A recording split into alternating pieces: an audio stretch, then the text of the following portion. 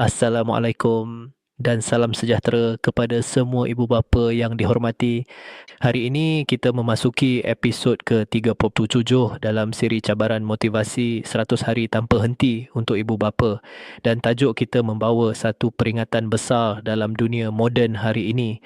Telefon letak tepi bila berkongsi masa. Zaman sekarang pun dah wasa telefon sudah menjadi sebahagian daripada hidup kita untuk kerja, mesej, hiburan, urusan keluarga dan bermacam-macam lagi.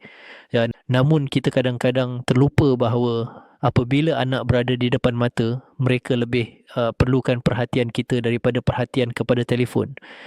Anak-anak tidak minta hadiah mahal, mereka tidak minta gadget canggih, mereka tidak minta percutian besar. Apa yang mereka mahu? Masa, perhatian, telinga yang mendengar, hati yang ada untuk mereka. Apabila ibu bapa meletakkan telefon dan memberi perhatian penuh, anak rasa disayangi, anak rasa dihargai, anak rasa penting, anak rasa selamat untuk bercerita. Anak belajar bahawa hubungan manusia lebih penting daripada skrin.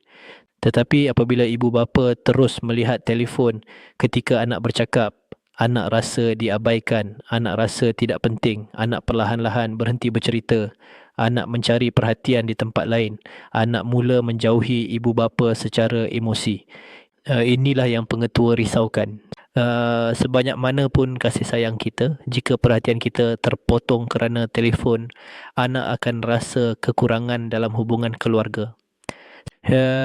Sebab itu sangat penting untuk ibu bapa letakkan telefon tepi ketika bercakap dengan anak, letakkan telefon tepi ketika makan bersama, letakkan telefon tepi ketika anak bercerita tentang sekolah, letakkan telefon tepi ketika membantu mereka belajar, letakkan telefon tepi ketika meluangkan masa berkualiti, kerana anak membesar dengan cepat dan masa berkualiti bersama mereka tidak akan datang kembali.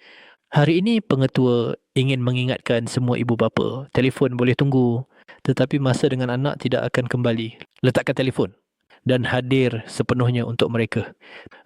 Terima kasih kepada semua ibu bapa yang sentiasa berusaha menjadi pendengar terbaik, yang memberi perhatian sebenar dan yang memahami bahawa hubungan keluarga dibina dengan kehadiran, bukan hanya dengan kata-kata.